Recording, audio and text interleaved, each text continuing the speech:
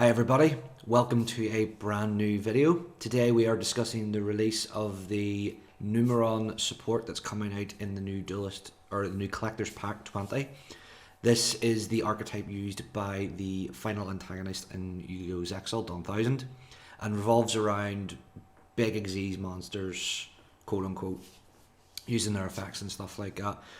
We've only got 8 cards. I don't know if this will be all the support or this is going to be there's still going to be more stuff coming out, but we have 8 cards anyway, which sort of give an idea of what the deck's going to do. We have no signs of the Chaos monsters from C1000 to CI1000, so it'll be interesting to see how that plays out, if we get them or not, but we'll look into it anyway. I have already looked at the support and sort of thought about it a wee bit and how I feel like the deck will do.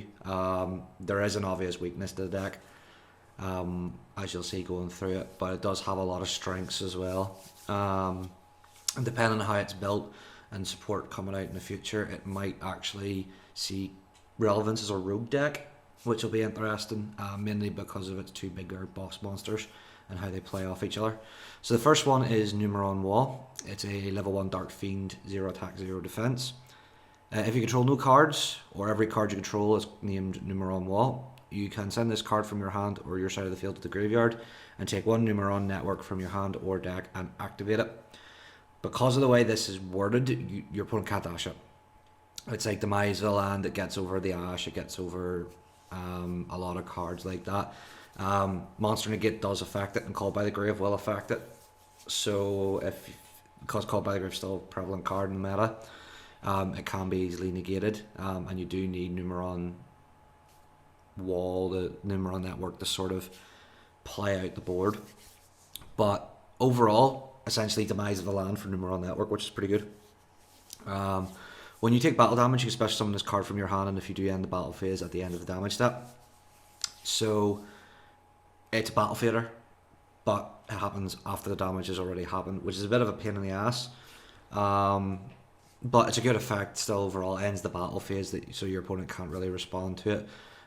It's good going first, because it means then if you've bricked a wee bit or you need a way to get a Numeron network, you can sort of like do things like that.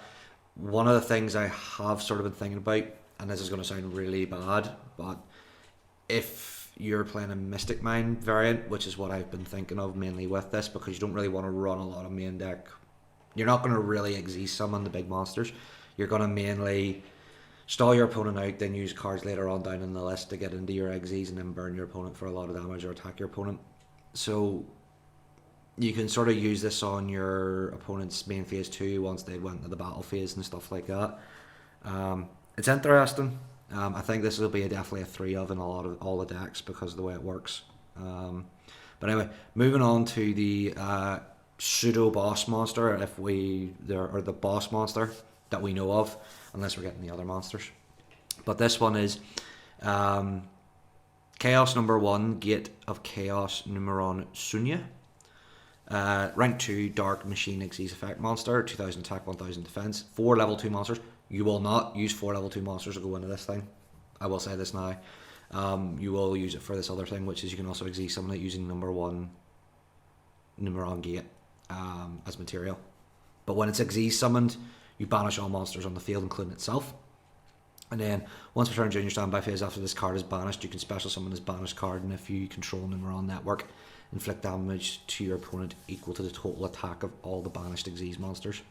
So if you're up against an opponent that runs a very heavy Xyz deck, or has a lot of monsters that involve banishing and stuff like that, and getting monsters into the graveyard, so things like Chaos and things like that, if they're banishing their Xyz monsters, this actually feels this. This essentially can facilitate an OTK. If your opponent has set up their graveyard and banish them with some banished Xyz monsters and stuff like that, this can essentially one-shot your opponent by your standby phase. And this is the major issue and weakness of the deck, is that it requires to wait to your standby phase. If your opponent can set up a board of negations or can set up a monster negate, this shuts it down, which is a major issue.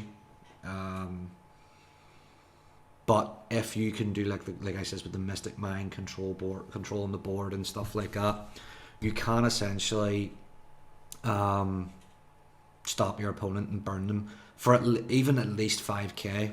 Because the way it works, you special summon off 4 of the monsters, then you overlay into the big one, banish them all, and then on your standby phase burn them for at least 5k. So going into later games like game 2 and game 3, when your opponent knows what the strategy is, this is going to be the one card that they're going to keep a negate open for specifically, especially if they know it's been banished and stuff like that.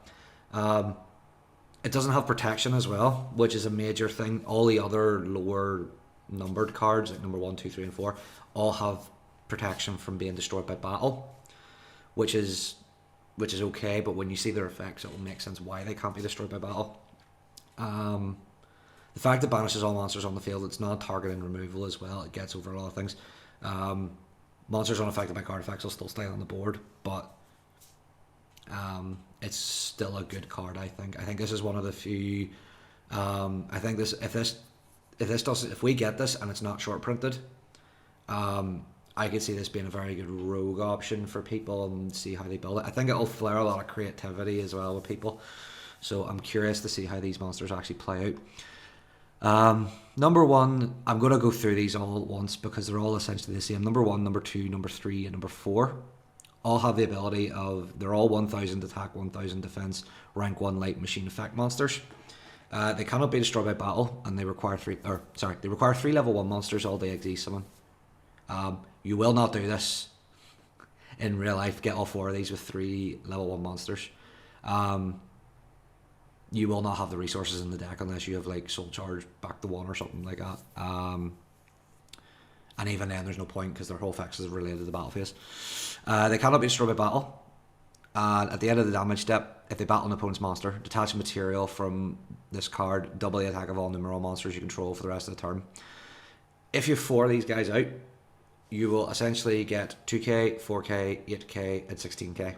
So your strongest one will be 16k. So essentially, by themselves, they are an OTK machine. Now, like I said, you're not going to exit these guys properly, so they'll not have exit material, and that's where the field spell comes into play. Numeron Network. During your main phase, you can send 1 Numeron normal spell that meets activation conditions from your deck to your graveyard. This effect becomes the card's spell effect when this card is activated. And effects of Numeron Exes materials you control that activate by detaching Exes material can also be activated without detaching material. Essentially, this means that if your monsters have no Exes materials, they can detach to activate their effects so long as you control the field spell. And obviously this is the field spell that is needed to inflict the burn damage to your opponent. So if you have the 4 of them out, you swing, you've got them down to less than 5,000 life points. You go on the level 2, or the rank 2, banish the whole field. They have basically till their next standby phase to find a way to negate effect damage, or they essentially lose. There's no way to protect yourself. If they have no monster negation, this thing will completely negate the effects. Oh, sorry about that. This is one of the problems with the deck. It seems to be this deck is too reliant on its field spell working. So things like Field Barrier, I think, are going to be prevalent in this deck because you activate Field Barrier, you play that. Your opponent won't be able to answer it unless they have a Cosmic Cyclone or a way to shuffle it back in the deck. But this is the major weakness of the deck. It requires this. It requires the field spell. But it's a good weakness, I think. I think it'll give it at least a bit of a chance. It'll be a bit more of a glass cannon because of it, because if you don't have the field spell, the deck can't really do anything. But the last spell that was revealed, or the last card that was revealed overall, so we don't, like I said, guys, we don't know if this is the last of the support. We could get more. We could get absolutely nothing else for the rest of the year. But this is what we've been getting. This is what we're told we're getting at the minute, and it's called Numeron Direct, or Numeron Calling in English. It's a normal spell. If Numeron Network is in your field zone and you control no monsters, special summon up to 4 Numeron Gate Exes monsters with different names from your extra deck, but banish them during the end phase. Also, for the rest of this turn, you can only normal or special summon once. So the way this works is you're meant to summon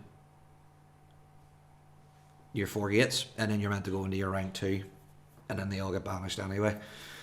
But like I says, with the way the deck's meant to work, you're meant to go into your big 16k beaters, and then you're meant to have a big 16k beater.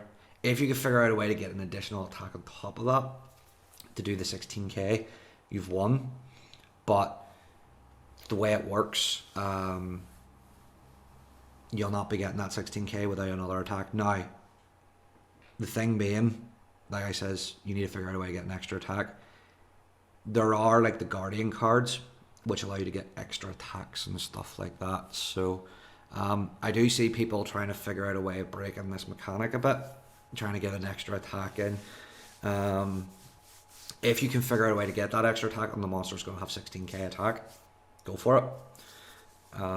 Because then you'll not need to burn at that point. The fact that the burn damage one afterwards, it's just that icing on the cake. So it's like, oh, I didn't finish you off, so I'm just going to go into the rank 2, and then you've got till your end of your next turn to either set up a negate or stop my play, or you're dead.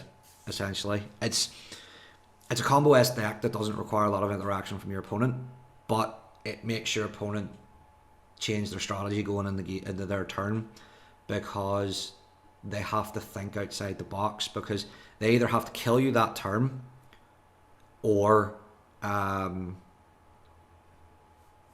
build a board of negate, put a negate on the board, or even with that, figure out a way to play over that. Because the one thing that I would say this deck will do really well is changing an opponent's battle strategy on the fly if you're going first. Because if you're going first and you do this whole combo and you try to burn them for 5k, and then you have things like, say, Card of the Mai, or if you have things like Pot of Extravagance, and loads back row, I think that'll really shut your opponent out. And I think that's where this deck will really be worked into. It'll be like a control combo deck, where you'll have like a load of floodgates or burn cards or ways to stall out for a turn, and then burn them for the damage, and then go into the combo again. And the fact that this can do it reliantly, because the field spell forces the activation as well. So essentially you're running 6 copies of this normal spell, which is really interesting, because the field spell essentially makes it that you are essentially getting an extra copy of that. And then you are also running 6 copies at least of the field spell, which is really cool. Then combine that with, like, say, Metaverse, Terraforming. You know, you're essentially running 8 variations of this or 8 variations of the field spell, which means you aren't not going to go into the field spell, but it does make it pretty obvious what your opponent's going to do. They're going to try and use the Ash or the Call by the Grave and stuff like that, try and stall out as long as humanly possible to win. Overall, though, my thoughts on the deck, on the archetype, I really like it. It's a cool concept that's not really been done before. There have been other decks that revolve around burning your opponent when certain conditions are met and stuff like that, but this requires Xyz monsters, and with the way Master Rule 5 is shaping and stuff like that, Xyz monsters are going to be really prevalent in the game.